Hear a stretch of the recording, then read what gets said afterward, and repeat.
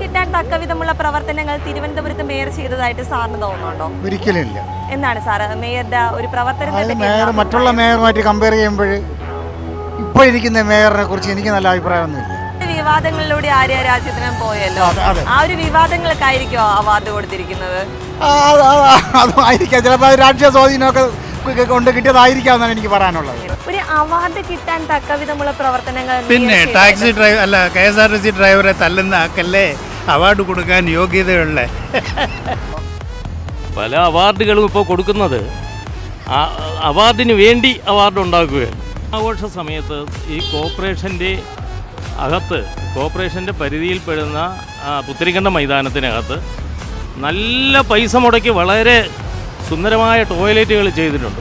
വൃദ്ധരായവർ, സ്ത്രീകൾ, ഗർഭിണികളായവർ ഇവരൊക്കെ വന്നിട്ട് നിരാശരായി പോകുന്ന അവസ്ഥയാണ് കാണാൻ കഴിഞ്ഞത്. കാരണം അതിനകത്തെല്ലാം വൃത്തികേടായിട്ട് കിടക്കുന്നു, വെള്ളമില്ല.